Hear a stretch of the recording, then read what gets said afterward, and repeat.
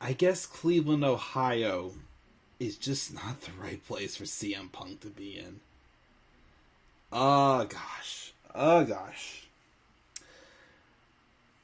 I resisted pressing the start button for this review. I am paranoid to see how this review will turn out.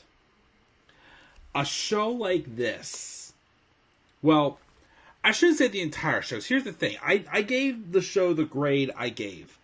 I thought about it because the part that really affected this show really did, kind of like, it deflated me for the rest of the show.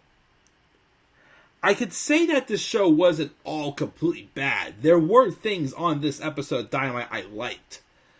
But the most talked about moment of the show, the big viewing draw thing of the show, oh gosh. Oh gosh. And this is why I posted a disclaimer. Look, have your opinions of what you want. If you like WWE better, awesome. If you like AEW better, awesome. If you like both shows, awesome. But this whole war, this whole thing with WWE versus AEW crap, how, you just want to shit on the other person for liking whatever they like. That is where I get sick of it. And I know I can come up here and talk about this show and talk about what happened in that unification match that left me baffled, that left a lot of us baffled. And I don't want to hear the phrase, "I told you so." I told you so. And that's a phrase I absolutely despise. Because first, let me get one thing straight here. Every company is going to have its highs.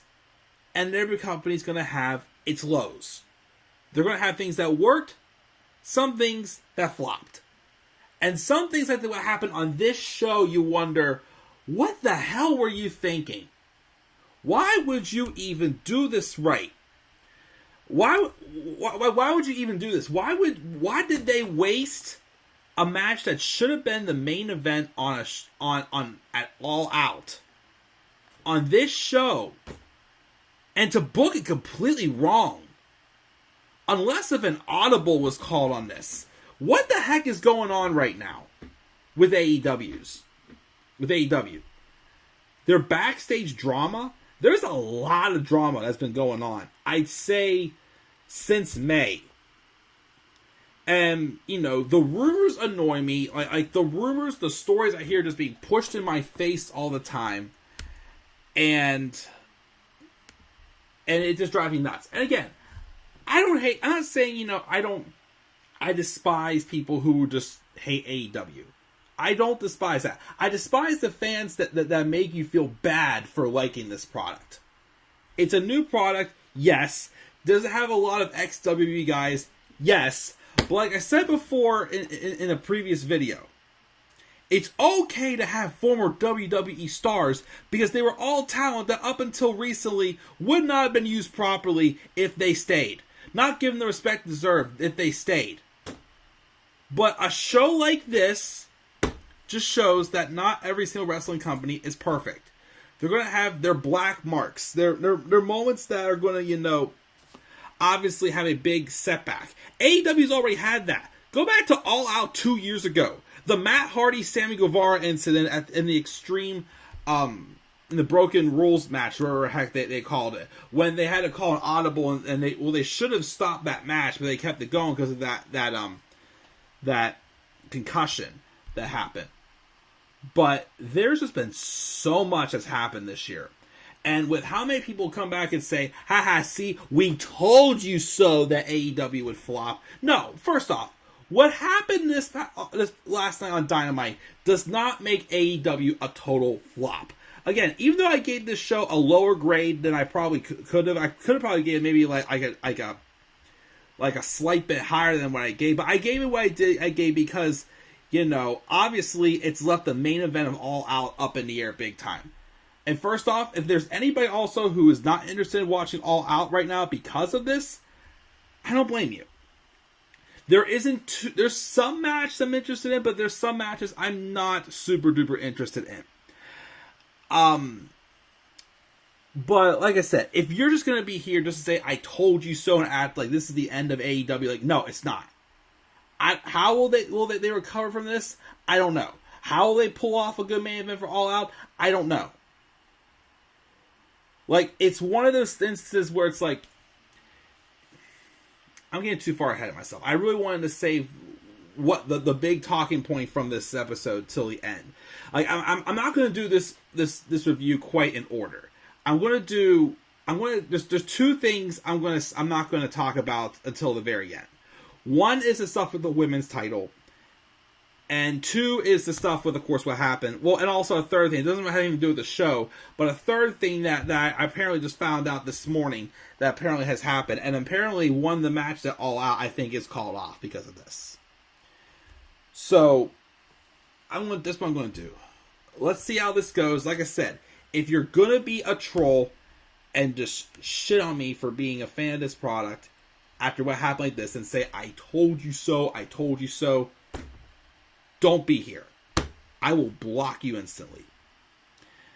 So what is going on, guys? This is the Club of Demand 1993. I was expecting to update this right here, but not yet. I'm not upset that this is still right here, but we're talking about probably one of my least favorite, probably so far to this day, my least favorite episode of AEW Dynamite. And as I said before in the intro, outside of what happened with that title unification match, everything else I really can't complain about. Some stuff was decent and whatnot, but there was still a few good things on this show. Don't get me wrong, there's still things that I'm looking forward to for All Out. But with your main event most likely ruined, is it going to be worth the $54? I mean, usually I split with my friends, but even some of my friends aren't even interested in watching the show. And after last night, I kind of don't blame them. But we're going to talk about it. Like I said, we're going to go through. There's 3 stories I want to save for the end. We're going to go through everything else that happened, and then we'll talk about the rest of those stories. And we'll get right into it. So, we got Mark in the live chat. What's up, Mark? I'm not doing too bad, my friend. How about yourself? That unification match sucked. I don't get what's going on. First, the original number 1 contender is injured. Now the champion is injured. Who the heck is Moxley supposed to face at All Out? And before the unification match happened, I was wondering how in the heck it wasn't the main event. Now I know why. Which also was a concern to me as well. The tag title match makes no sense. There was no storyline to set up the match. I think are you referring to the... Oh, wait. The tag title match. I think you're talking about the match with Keith Lee... Swerve in Our Glory and the Acclaimed. I think because since I forgot one of the real number 1 contender, I think number 1 ranked is in the trios tournament, and the Acclaim was was ranked second. So I think that's why they went with them. That match is going to be decent, but I don't expect that match to blow the roof off the window off either. And he's actually more interested in Worlds Collide. I read the card on that one. I mean, there is still some names I'm familiar with. It is somewhat interesting. I don't know if I'll check it out, though, or not. But, again, if your excitement for All Out was ruined after what happened last night's show, I understand why. Like I said, there's a couple matches I'm still looking forward to. Like, I'm looking forward to Bryan Danielson. Right now, I'd say the 2 matches I'm the most excited for is Bryan Danielson and Chris Jericho. And I completely slipped my mind. Oh, Jungle Boy and Christian Cage. Actually, let's pull up the actual cards so far and see what what the matches are so far. Let me see here for All Out.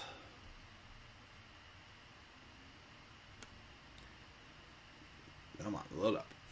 Okay, here we go.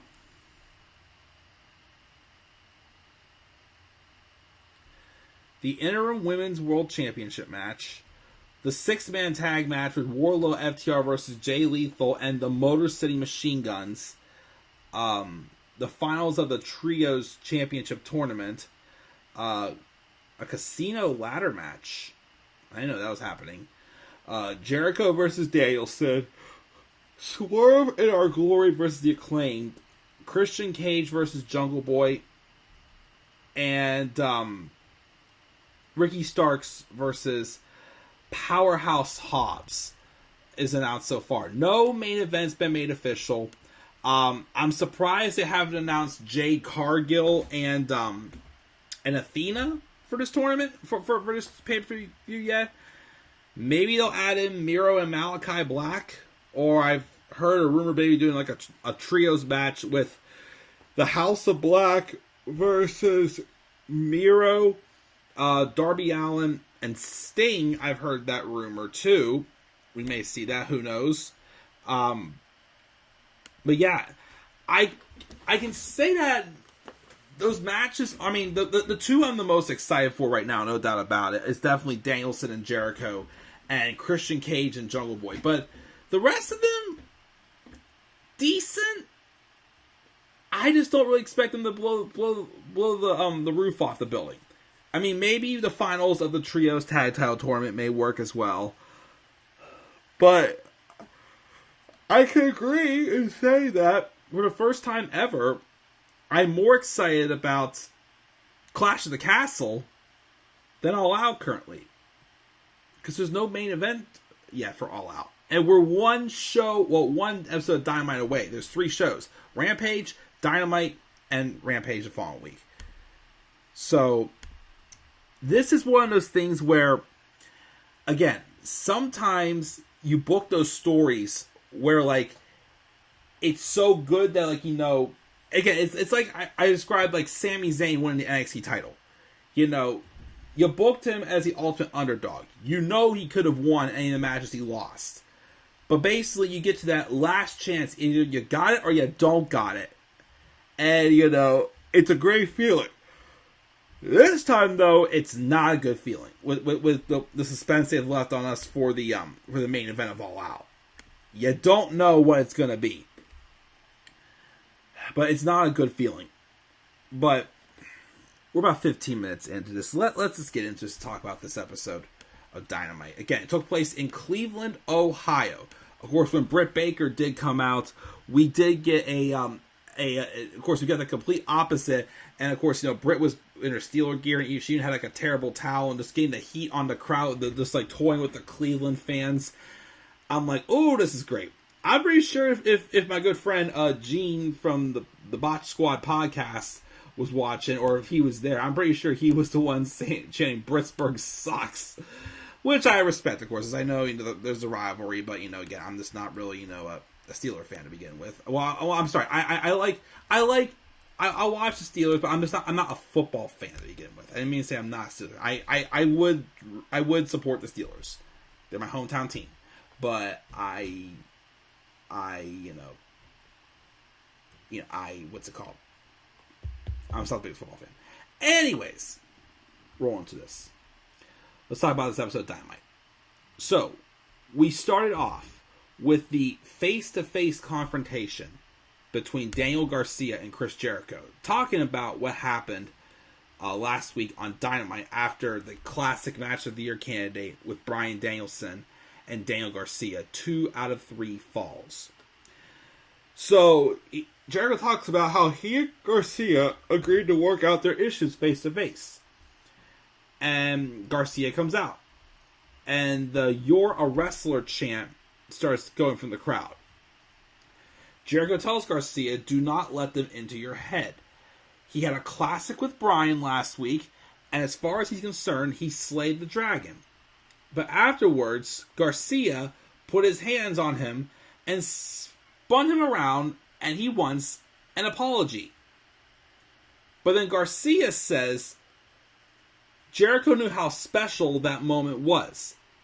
How it was special to share the ring with his hero, Bryan Danielson, which, for real, in real life, Daniel Garcia has mentioned he is a huge fan. He was always a huge fan of Bryan Danielson. And sure enough, again, he was excited about the original idea, the fact that he was going to be in the Blackpool Combat Club until Jericho wanted to keep him and 2.0 together. And instead, they had Wheeler Yuta go to the Blackpool Combat Club.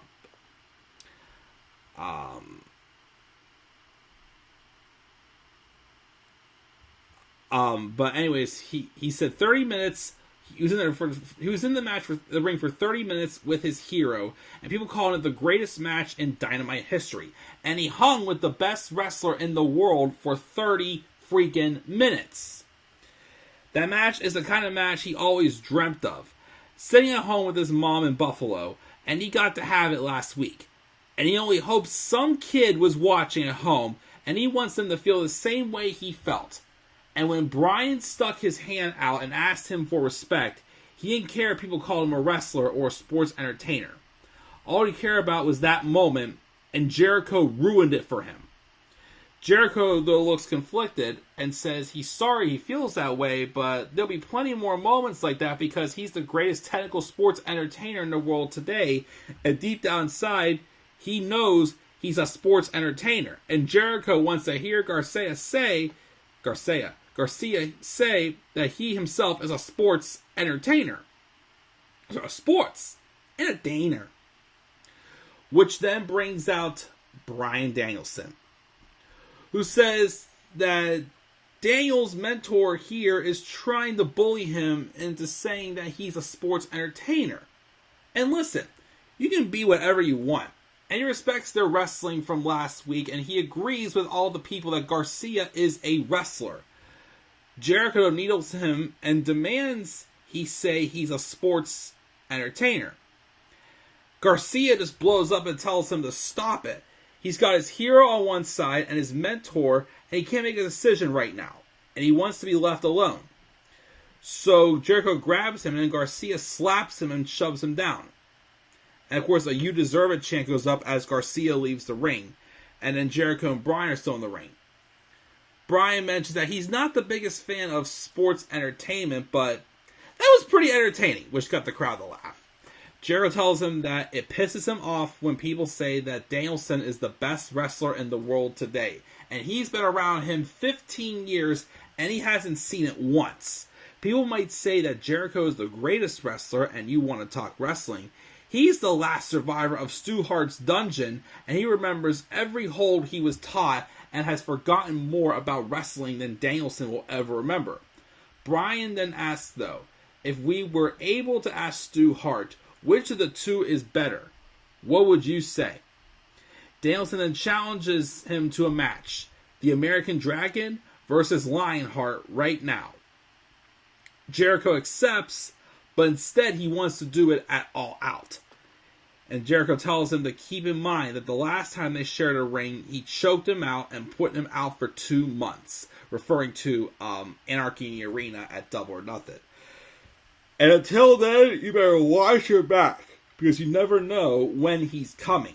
And then Jake Hager attacks Bryan from behind with a Northern Lariat, and then hits the high angle twisted spine buster. And next week we're going to be getting Jake Hager versus Bryan Danielson in the match. Okay. I did enjoy that storytelling. Again, the very interesting part again is Daniel Garcia being torn if he's a wrestler or sports entertainer. Again, he got a dream come true last week, having a classic of a match with Bryan Danielson, but yet, he's still torn. He's got his mentor, Chris Jericho, who told him he's a sports entertainer, and you got Bryan, who gives him realize that he is a great technical wrestler. So which way, of course, do we go? Which, again, I think is a good boost, so I can keep saying. I definitely became more of a fan of Daniel Garcia with that match last week. I just still was, confused, who is he? But now I'm starting to with this story here, I'm like, okay, I get who he is now. I'm getting it a little bit. Not completely, but a little bit. We then have another match with Jay Lethal and Dax Harwood. And I want to continue to put him over and say this, how Dax Harwood, despite being a tag team wrestler, has had some really, really good singles matches this year. Guys against like Will Ospreay, I think he wrestled Danielson, I can't remember. I remember he wrestled, of course, him and Cash Wheeler wrestled each other as well. It was a phenomenal match. I think that Ospreay match was still my favorite, but a few others. But he's had some really great singles matches this year. And this match with Jay Lethal was also pretty good too. Lethal though would then win with the handful of tights, and then he reveals afterwards that the 6-man tag is not going to be. He's not going to be teaming with Sanjay Dutt and Satnam Singh, but with the Motor City Machine Guns, which a lot of people pop for. I believe they're Impact or an Impact tag team. I don't know much about them, but I guess it'll be like kind of more like Impact versus AEW. We'll see how that match goes. I'll wait, of course, to talk about the women's title until afterwards. Well, that's towards the end. I'll wait that. We had a father versus son match. Billy Gunn versus Colton Gunn.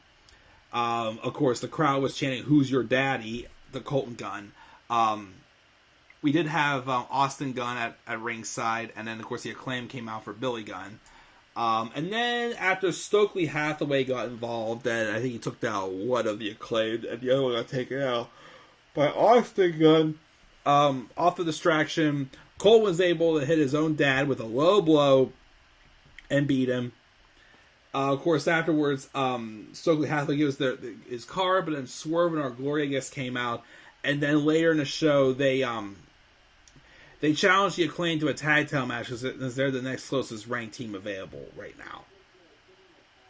Okay. Like I said, the Acclaimed have done some good rapping stuff, but I still wouldn't...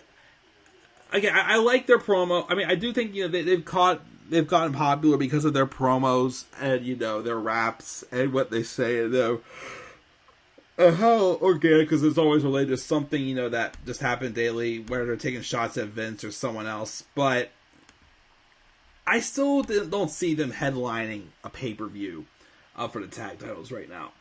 So that match will be decent, but I don't know if it will be quite a pay-per-view quality match either. But we'll wait and see. Maybe it'll surprise us. But we have that all happen.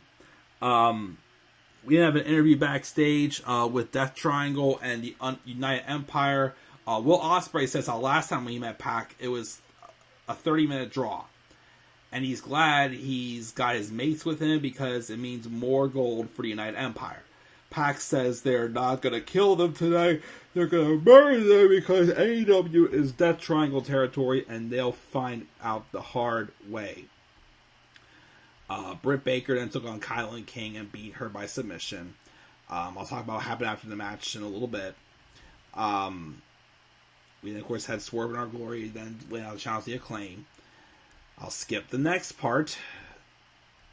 And then we have an interview with Christian Cage with his arm in a brace. He says he extended an olive branch to Jungle Boy last week, trying to, give him one last opportunity to apologize for the hateful personal things that he said, and he knows he said some things too, but he wasn't coming from a piece of malice. That was tough love. But Jungle Boy could see that because he thinks he's better and smarter than he is. But he'll never be better or smarter than Christian Cage. And now he has the audacity to challenge a living legend to a match at All Out and try to maim him deliberately. But he's seen it and done it all. And at All Out, Jungle Boy will find out Christian is not average. He is an anomaly. He's special. And at All Out, Jungle Boy won't be able to match up to Christian Cage at less than 100%.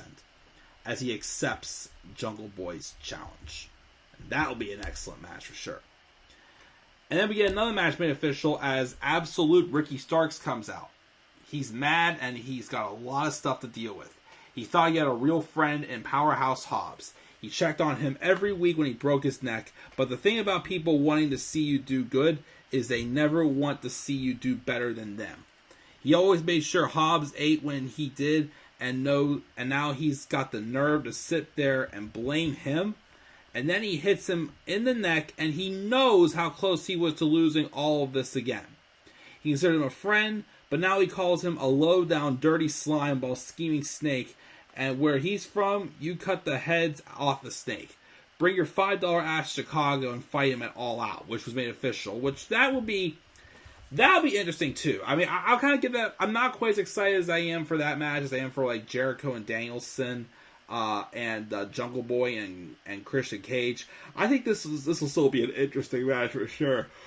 Like I said, Ricky Starks is definitely on fire right now. And I love the momentum he's got going into being a babyface. And then Powerhouse Hobbs, he's improved. I mean, he was green for a while, but he's improved. I'm looking forward to it. I'll save that for later. And then we have the main event, which is Death Triangle versus United Empire. Outstanding trios tag match. I mean, what hurt my interest, of course, was the fact, again, that what had happened with the unification match. And also, it was strange. They had Kip Sabian return. Nah, it wasn't the big... Kip Sabian didn't really light the world on fire for me. But he's back after being gone for, I think it was a year and a half. Last time I saw him, he was feuding with Best Friends. Oh, sorry, I'm getting tired. He's feuding with Best Friends, and him and Miro were tag partners, and Miro was his best man, if you remember. But the United Empire win, and afterwards, the Elite come out and stare down the United Empire, and Ospreay and Omega pose at each other, which was awesome. Which is the end of the actual show. So with that being said, first let's check the live chat. Anybody else in the live chat? No. Okay, thank you, of course, for not, causing any trouble in the live chat for anybody who stopped by and has had nothing good to say. But let's talk about a couple things. First thing I want to talk about is something that was not addressed on this show. And that is the original rumored match with Eddie Kingston and Sammy Guevara. So apparently, we found out like earlier today that Eddie Kingston was actually suspended for, I think, 2 weeks, I think it was. And the reason why was because of a backstage altercation he had with Sammy Guevara over a promo that Sammy cut on him saying that he's fat. Sammy, of course, I guess what happened was, I guess they didn't approve of each other what they were going to say. And then, I guess, Kingston took exception to Sammy calling him that. And I guess he, pie-faced him and, put his hands on him and tried to hurt him backstage. And basically, it's a no-no, so he got, put in suspension. I think he had to go to anger management also. Sammy Guevara did come out, though, and say that, with him being the heel he is today, he knows that he can easily get heat by the relationship he has with him and Ty. That's the whole reason why he transitioned to be a heel anyways. Apparently, he just thought that, hey, I said it because, it was just a way for me to generate the heat. But of course, Eddie Kingston, didn't approve of that line, and they didn't, ran it past him, and then he just snapped on it instead of just going, hey, don't say that, please, and we'll go on from there. And they'd come out and apologize though after his suspension, but it sounds like from what I'm hearing, the match is now not going to happen at All Out, which I'm sure would have been a good match. I just don't think it should have been Kingston and Jericho though having their match there, because I still don't get why. He had to lose that Shark Cage match to Jericho. Because, like I said, that really didn't do any favors for Eddie. That's another thing that recently kind of hurt AEW, is, of course, that the fact that they put over Jericho over Eddie instead, even though Jericho and Moxley had a fantastic title match just a couple weeks ago at Quake by the Lake. That's drama there. And then apparently, because of all some other stuff that's going on, I'll just get into it in a second. Apparently, I lost my train of thought. Completely lost my train of thought. But apparently, though, before yesterday's show, Tony Khan did kind of call a talent meeting, and basically just talked about some issues that have been going on also. Because there's been a lot of drama between Eddie and Sammy, stuff with MJF. You know, now the floating stuff about CM Punk, even though rumors came out that Punk wasn't happy in AEW, but now he's saying on social media he is. But I'll get some more reasons that in a second. And now, of course, there's heat with Thunder Rosa, Britt Baker, and Jamie Hayter. Now, I think it's been obvious for a while that Thunder Rosa and Britt Baker don't like each other. Apparently, though, and well, first let's get into the news about Thunder Rosa first. On this show, Thunder Rosa had announced that she's hurt and has to step down as AEW Women's Champion. And there will be a fatal 4-way at All Out between Toni Storm, who she was supposed to face. Well, originally supposed to be Chris Statlander, but then Chris got hurt. So then it was going to be Toni doing a rematch from Forbidden Door. But Toni Storm, Britt Baker, Jamie Hayter, and Hikaru Shida. From that card, I feel like they're going to put the title back on Britt. Even though, again, I love Britt. She's definitely the biggest women's star on this roster. It feels too soon, though, to put the title back on her. It won't feel different. It won't feel fresh. I kind of think they're going to put the title back on Toni. But then again, also, as much as I love Toni Storm, I don't think she's at the level yet where she needs to be a champion. Yet. I don't think Jamie Hayter's... I mean, Jamie's gotten better. Don't get me wrong. I don't see her being champion yet. Hikaru Shida maybe can get away with being champion again. But I'm not 100% excited about that match because I'm not sure if any of them are I want to see as being champion. But anyways, apparently the Thunder Rosa has some type of like a herniated disc that that could keep her out for some time. So that's why she had to relinquish the title. Well, they're getting an interim women's champion crown, but she could be gone for maybe the rest of the year. Maybe I've heard. But yeah. But yeah. Apparently though, there's heat on Thunder Rosa by a lot of talent because they don't like how Thunder Rosa wrestles stiff. And that's also another big reason why her and Britt don't like each other. And even Jamie Hayter also has had some heat with Thunder Rosa ever since the match they had on Rampage a couple weeks ago. And apparently it was that bad that rumors have that apparently whenever Thunder Rosa accidentally hurt Jamie's nose recently, she actually hid in the bathroom stall. Not sure that's true or not, but dang, that's nuts. But dang, that's also, like, at first when I heard the news, I thought at first, what if this is because they really didn't have anything fresh for All Out with Thunder? Because Thunder Rosa and Toni Storm, again, they had a good match at Forbidden Door. But again, though, I like Toni, but again, it just doesn't feel like she's at the level yet she needs to be a champion. So that's why I at first wasn't like super duper, like, jumping up and down for this match either. Because it's not going to feel much different than Forbidden Door. But hopefully Thunder does feel better, but that backstage heat, this is more drama there, where people have more trouble with each other. And then, of course, the story of the night. The biggest thing to address on this show is what happened in the championship unification match between CM Punk and Jon Moxley. Now, the match was announced last week. And I said, oh boy, something big is going to happen here.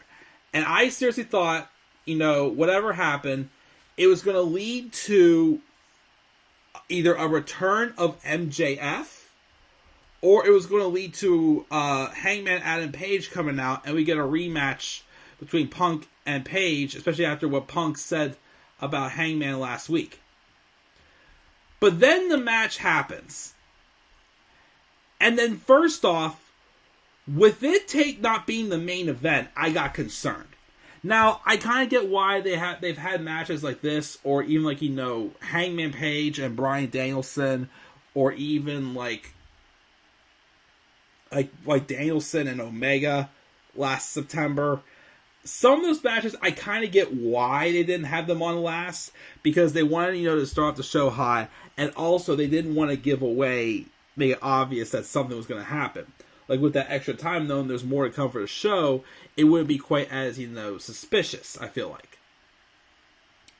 But then, after how this match went down, and after they literally had them wrestle in the middle of the show, then I start getting concerned. Because what happened was, the match started off kind of hot with like a brawl. But then CM Punk goes for a roundhouse kick. And I don't know, again, if this is a work or Punk legitimately did get hurt again, which would absolutely suck if that was the case. But Punk went down and grabbed his bad foot and was in pain. But I don't know if it was a botch or whatnot, but it was not the foot that he kicked with, it was the foot that he planted with. So either he for real did get hurt or this was a work. Because Moxley then would immediately take out Punk with a clothesline. I think he even tried to twist the foot a little bit before hitting 2 paradigm shifts on Punk. And beats Punk for the world title in 3 minutes. And you're like, what was that? Because, that's a big money match. Especially, and here's the other thing too.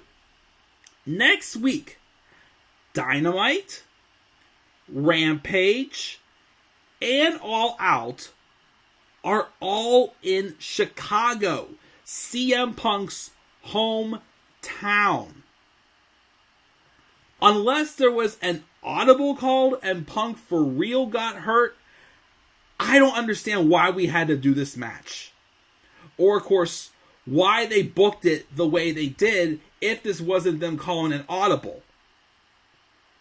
Because you would think they would be advertising CM Punk for this show if they knew he was going to be there.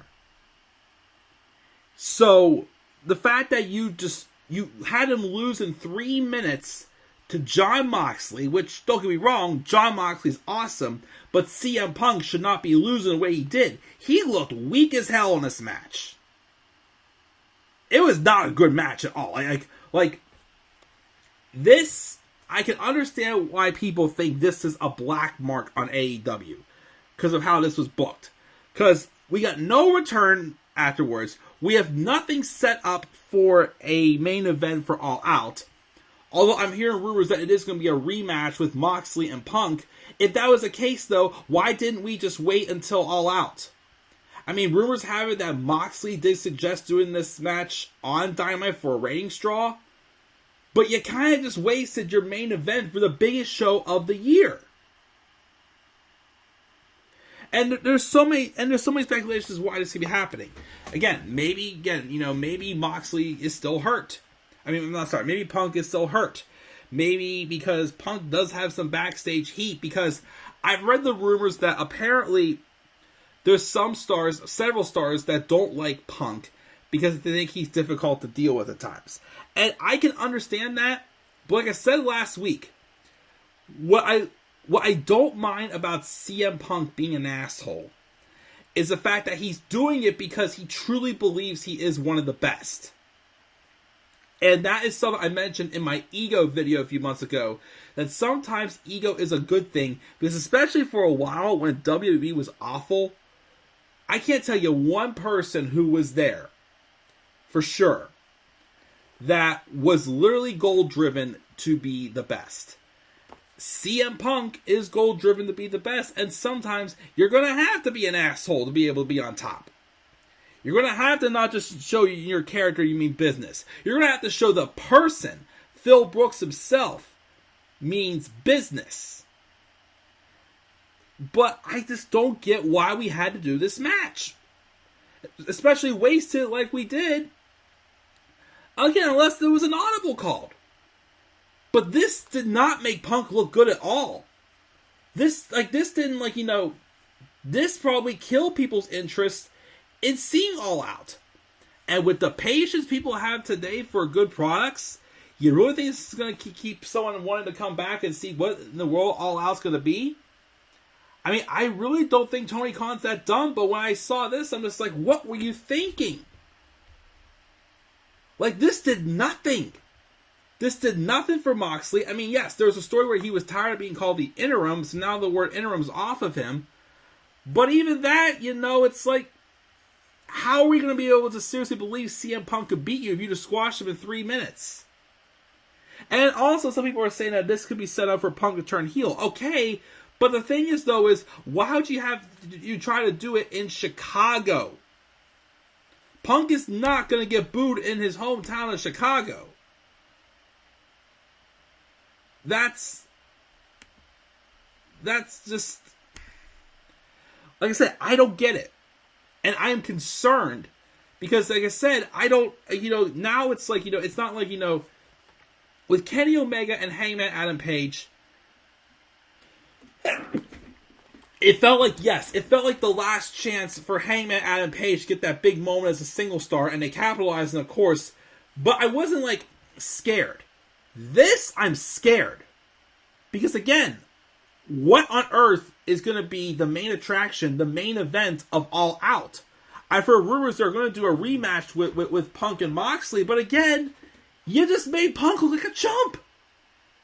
Again, unless that was an audible and he legitimately was re-injured, if that is why, Moxley did try to, twist at his ankle a little bit on his foot before, hitting the two paradigm shifts. But again, this did nothing. This did literally absolutely nothing. And I really don't think Tony's that dumb, or would think of something this ridiculous. I mean, I'm just hoping it's like a gamble that just didn't work and doesn't hurt AEW in the long run. Because again, like your biggest draw, CM Punk, the one on your roster that literally had his whole hopes and dreams ruined and his passion for wrestling over. And you bring him into here, and he likes working here. He loves it. He said it. Again, the only reason why people are saying he's not happy is he is happy. But the problem is there's people backstage who just don't like the way he does business. I get why he does what he does, but this was not right. Like, this should have ended in like a no contest, or it could have been ended in like a draw instead of a bigger match for what's it called? For All Out. This was not the way to do it. Because like he said, why would you want to see CM Punk wrestle Jon Moxley now after losing to him in 3 minutes? Again, is he legitimately still injured? I don't know. This probably, though, is a bigger moment than All Out 2020 with the whole Matt Hardy incident, though. This is a big test for AEW. How are you going to recover from this? I have faith they could. I don't think this was like a way to insult the fans. But if this was a gamble, this was not a good gamble.